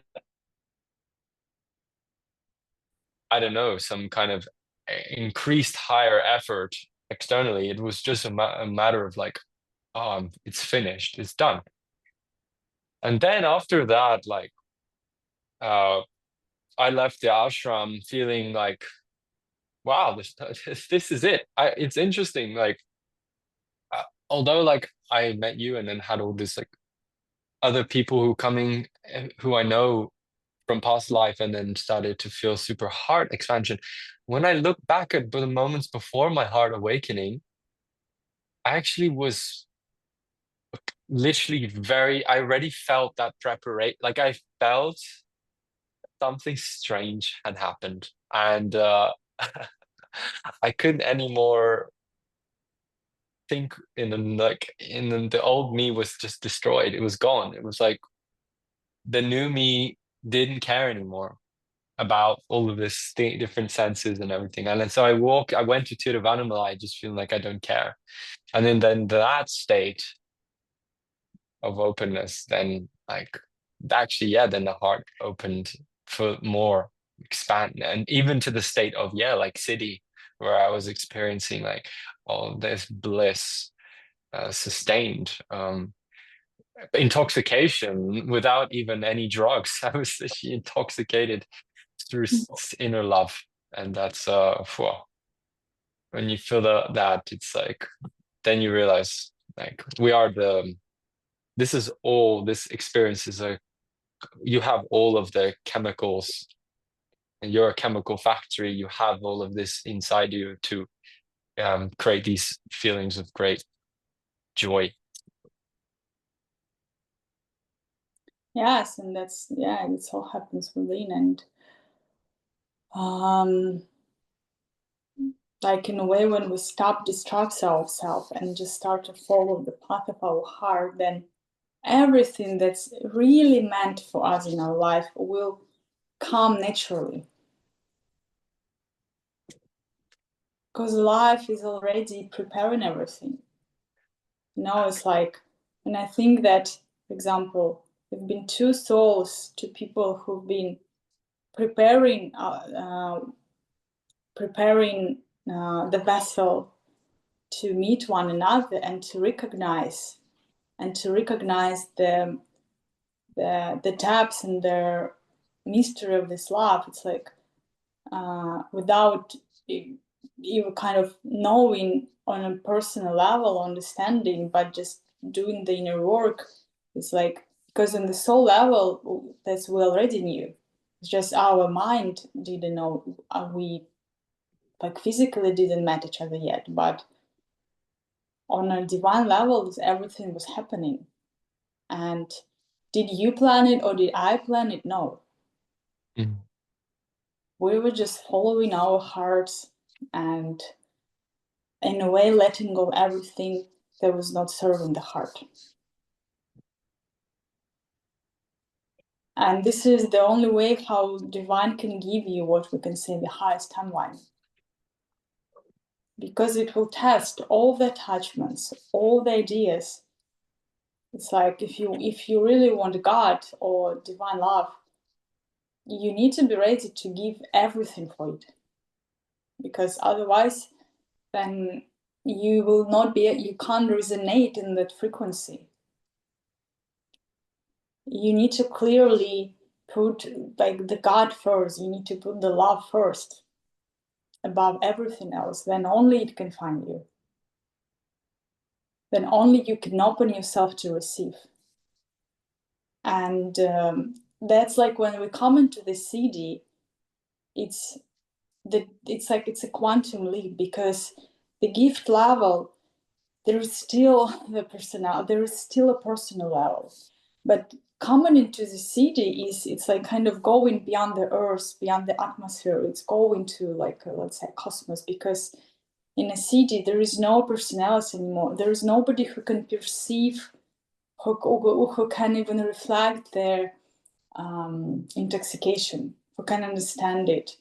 There is nobody who can even experience intoxication. It's just intoxication itself. There is divine intoxicated by itself. There is how God experiences itself in your body. That's this like the divine love and ambrosia you experience, and that's this key for me is very close to Sufi tradition, and how their poems, their music, their everything, and the poems of I remember of like how I've been searching for the God and I've been searching everywhere, like in the highest of the sky, in the depths of the ocean, in the different ways, until I found it as a pearl in the middle of my heart, in the center of my heart. It's like all the search eventually just leads within.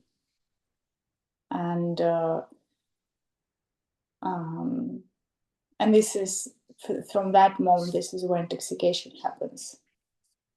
Mm. And that's in a way finding this key last days experiencing made me just kind of realize more that we all just experience our own reality, kind of just being with my friends, seeing different people, observing, just I gave me again a realization that there is no right or wrong path.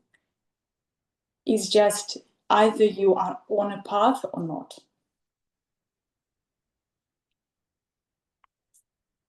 If you are on a path of your heart, then you open to everything and you experiencing the divine. You go in with divine. You support it each and every step. If you're not on the path of your heart, then just see, then you're going to be in all the 64 shadows. Then you're going to be in all these distractions. And then there is kind of there is no like, oh, you can be a little bit on the path and a little bit not. No, you're either there or not. There is no middle ground. So either you fully surrender and step into the path, or you think that, oh, you need more time, or you're preparing, or you're trying, or whatever. But it's not working like this. That's why it's a quantum leap. Coming into a city, it's a quantum leap, because it's letting go all the way how you perceive the reality before. It's kind of going beyond your mind completely. It's letting go all the knowledge, all the experience, all the ideas, all what you think, what the truth is, and how reality looks like. It's completely giving up everything and fully opening yourself to the divine. That's only kind of the God can enter you. It can enter your heart. You can start to feel it and experience. And there is going to be no shortcuts, like not I'm a little bit in intoxication. It's like the all cities are the 64 also ways of experience the divinity, and all of them are not from a personal level, or not about personal level. It's beyond personality. That's why it's so mystical.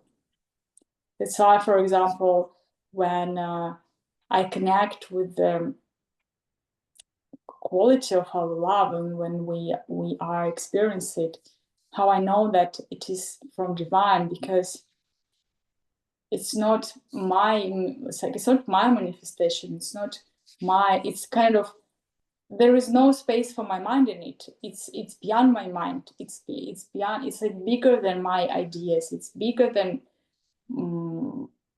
what I could imagine. It's like it's something that beyond me, something like this.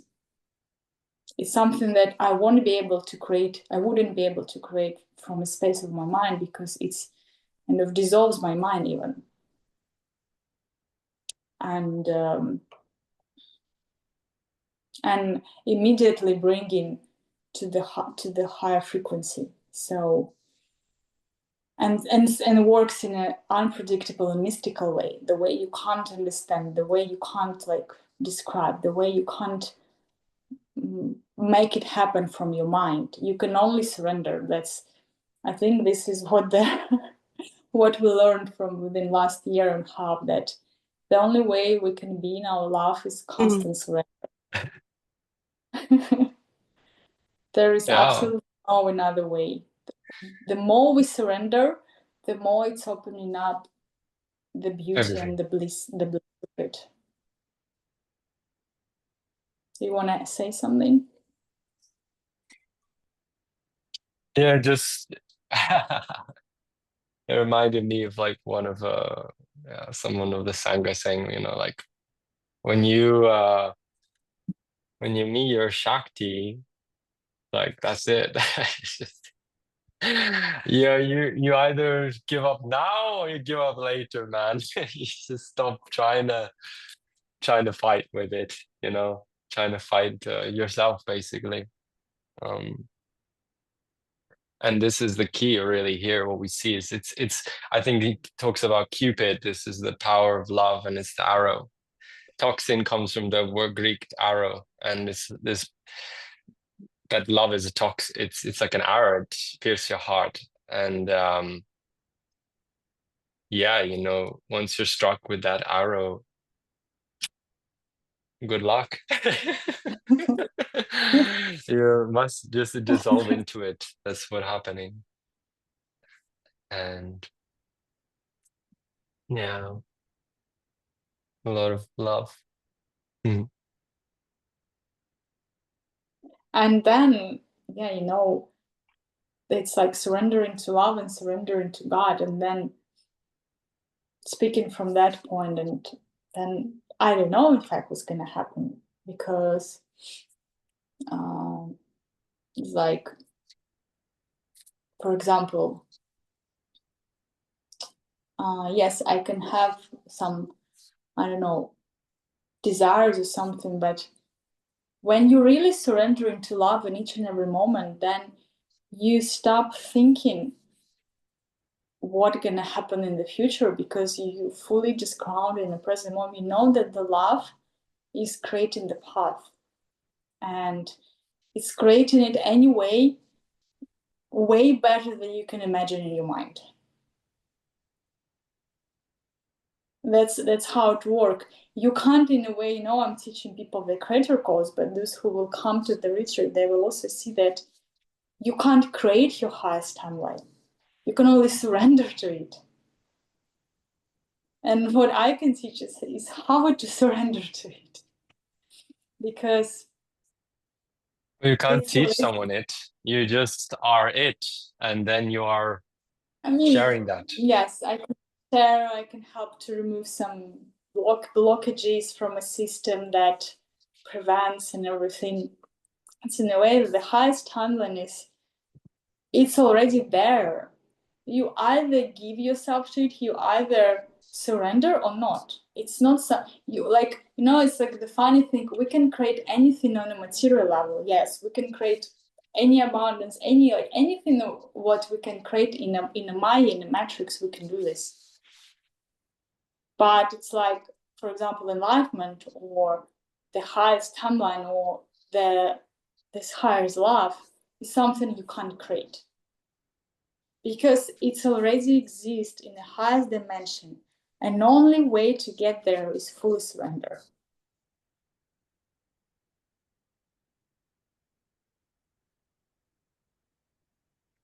Yeah, yeah, that's what's so. I love these moments, like when you are deepening into awakening. I feel this is like this field right now that's here is super. Oh man, it's like the awakening because you realize it's like you were the one stopping yourself all along. It's like you just were not choosing it or choosing the right things in front of you, like choosing those. And I know sometimes we are choosing, but we're just kind of we're waiting. We're kind of purifying. We're burning away like the old skin, the old flesh, which I think connects nicely with the fifth. I think Richard Rudd speaks about the 55th gene key and how it's the one right after this collective change that's happening, as you mentioned at the start of 2027, with the shift in the DNA. What's going to happen naturally afterwards is this like chain reaction. And all we can do at the end is just bathe in that bliss of our body, of our existence again, that we've denied, forgotten. So, Yes, uh, there is something. In fact, I remember I watched one webinar of one of my friends years ago, and something that she shared there, I feel something I want to now also share and bring to surface to a point that what we're going through now as humanity, we've been never going before. It's not like just we are on some global crisis or global transmutation or just something happening. No, we are going into new era. Can you imagine? It's like we going into something that we never experienced before as a humanity. That means we don't have any mental structure, any knowledge, anything. All we developed the experience till that moment was for the previous version of human. mhm. What's gonna happen new, we don't know. We can only surrender and experience from the beginning, from the scratch. That means we have to let go everything. And also the jinkies, everything. all are knowing about body, about our hormone system, everything, because this all gonna change. The new human being will have different system, different way how hormones gonna work. It's all gonna be different, and we've never been there before. Well, it still exists in the genetic code. It's still like it can be a mutation of but it's still based off of our 64 what is it, uh, codons, 64 codons, right? Well, Um, yeah, but also there is a way of how the DNA also is going to be transformed in a way. So, well, uh, I think it's more, it's going to give off like, like a quantum, it's going to kind of transcend itself. I think that's more, um, I mean, it's yes, interesting what you're that saying here. that's It's like a kind of basically, it's like we three-dimensional thinking. So I think you shared like the origins of DNA in the first place is like higher dimensional energy coming into this form, to these structures, to the twin helix. And like beyond that, yeah, there's these higher dimensional realities which we know exist, but we're just not existing there as a collective. And yeah, so what was I gonna share? yes, and Um, all we you can do is surrender and experience in the moment, because there is no kind of knowledge or understanding about this. All we created was for previous version of a human being, and what's going to happen new is we don't know. That means that we can only surrender. And I feel on this point it's good to come into meditation.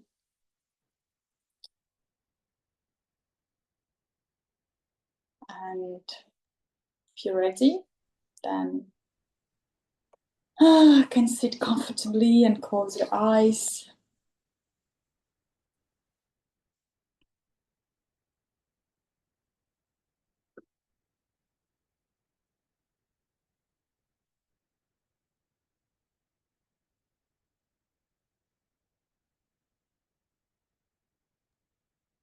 you can start out just Mhm.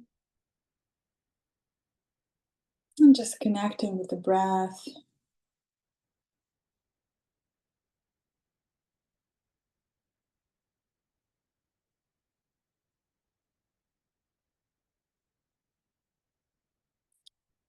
Coming into the presence and stillness.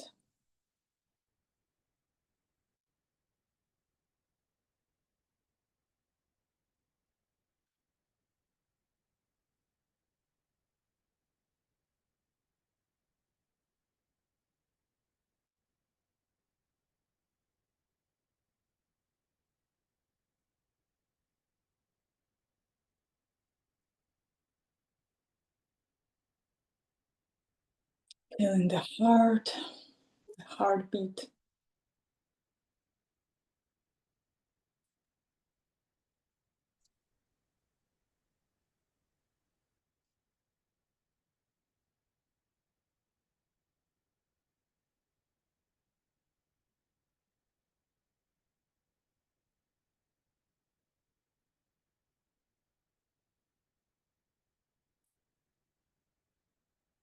Feeling how air is breathing through you and your heart is beating.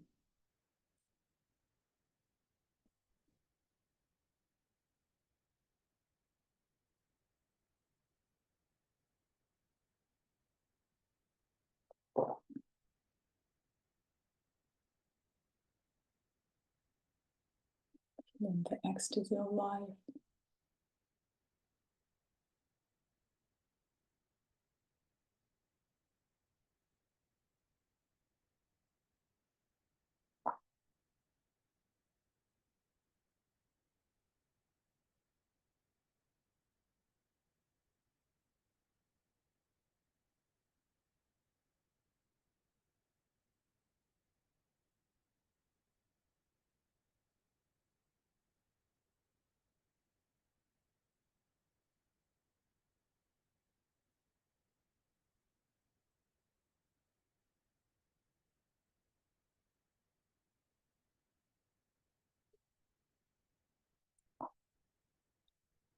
And feeling your feet and your root system.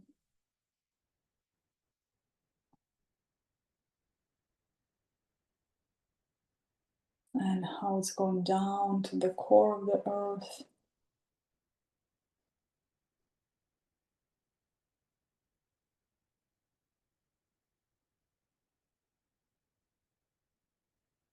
And when you breathe in this frequency into your system, into your body.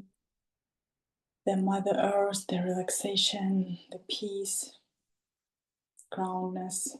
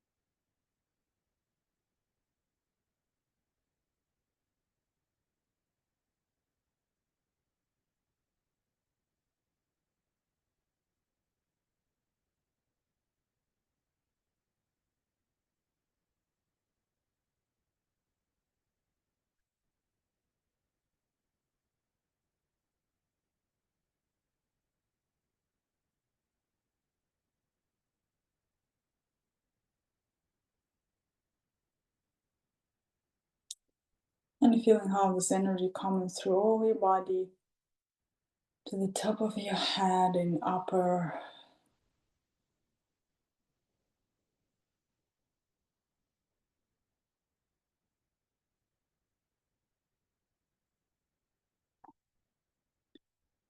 From the crown chakra heart to the core of the source, to the source. And then the energy of Father Sky, the Divine Masculine, is going into your body.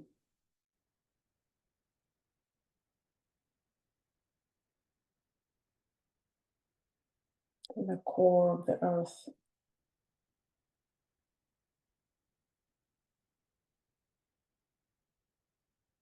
There is a light in your heart and a rainbow sphere around you.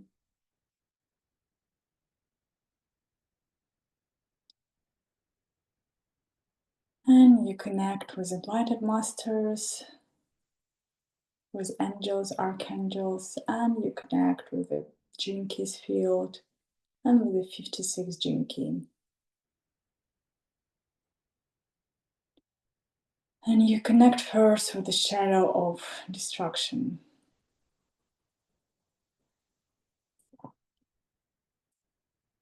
And just observe now how you destruct yourself, where is destruction in your body, in your life.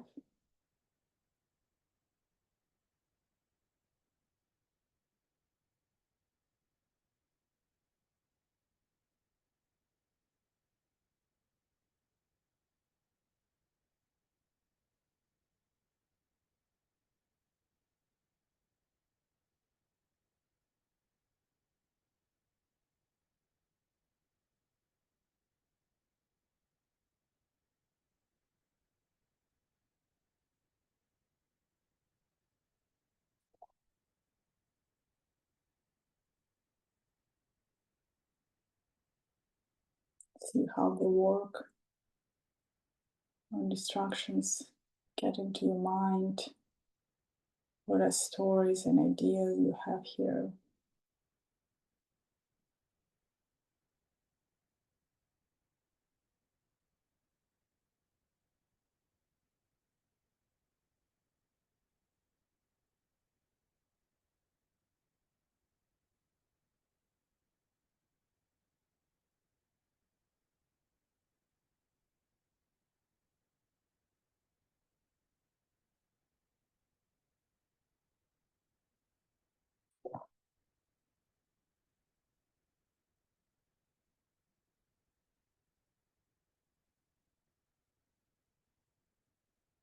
And then you can see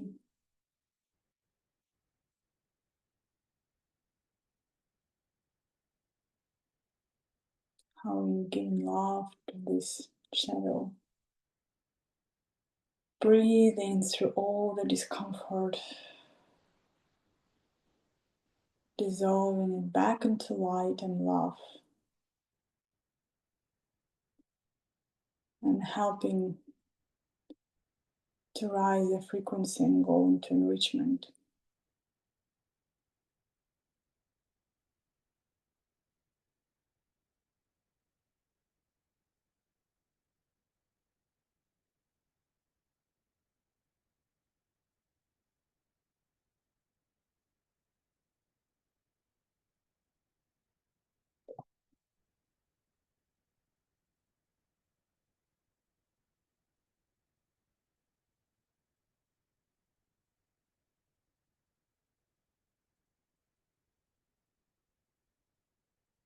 And feel what is really enrich your soul. What is enrichment in your life right now? How this quality expands your heart and how it wants to be expanded in your life.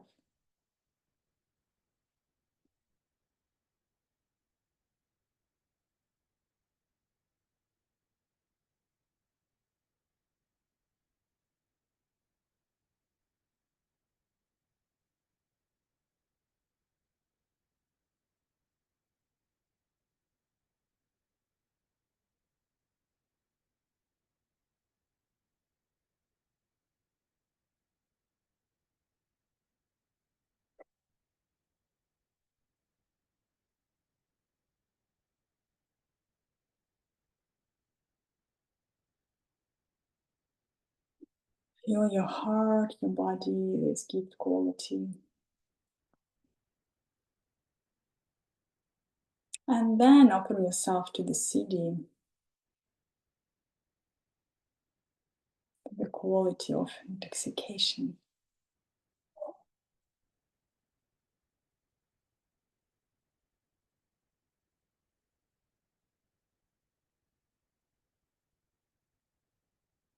And what does this mean for you?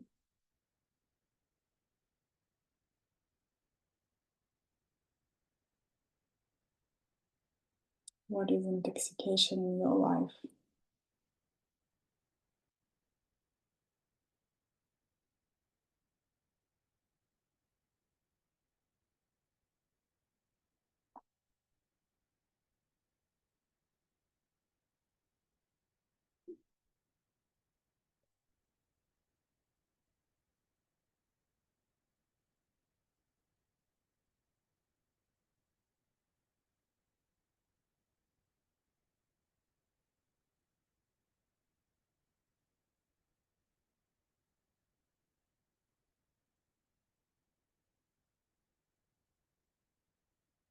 What does it mean to be intoxicated by divine?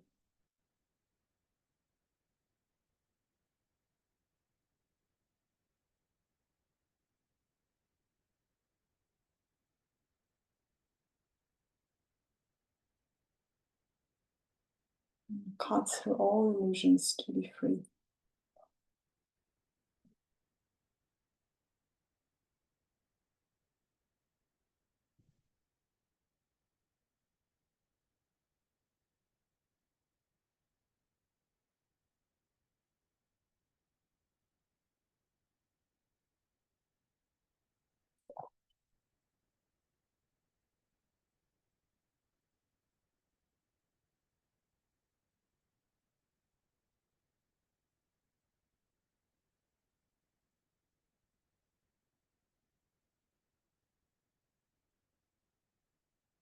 Take a deep breath.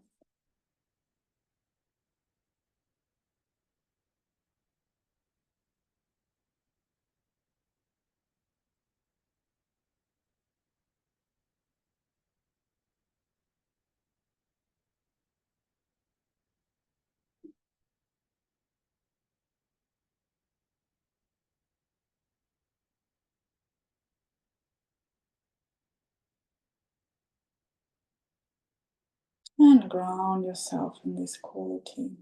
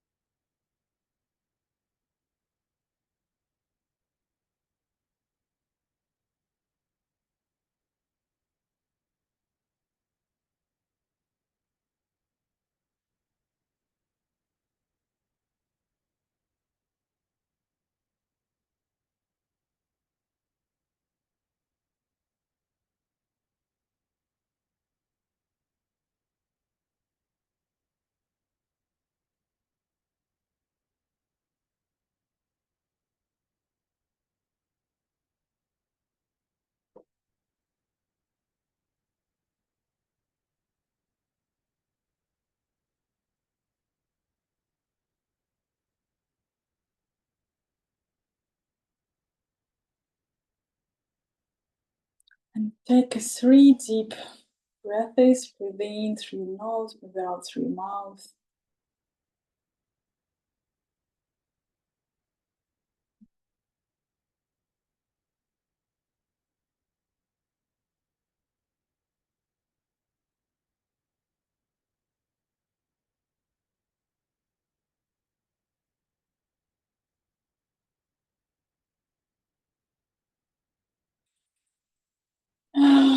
Rub your palms.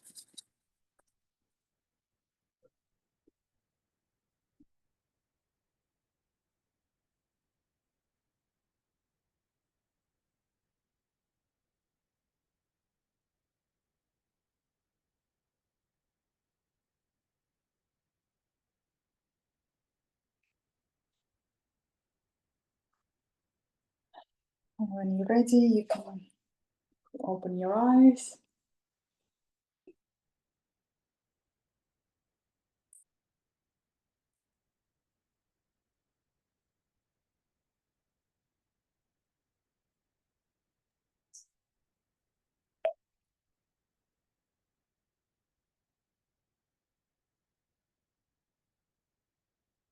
If there's anything you want to share.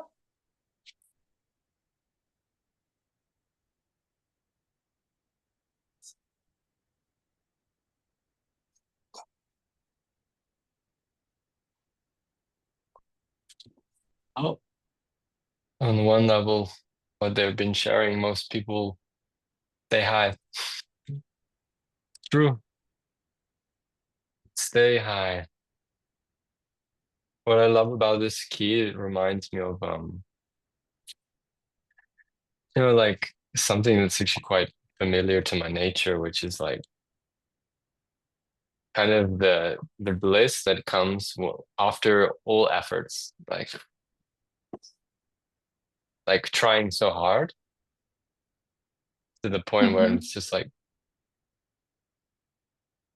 the bliss is coming naturally, and that's what makes it worth it. Push yourself up that mountain to Muktanat or wherever the life force you. That moment of like just arrived, aha, intoxication always comes after, yeah, this great struggle. And when you just finally reach there, then you're enjoying the best, highest elixirs. That's what spiritual journey is, in essence, mutation to and then evolved being.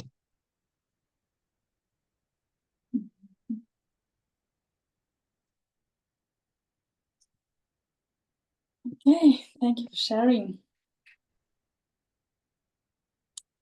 And I'll see you next week for the next key.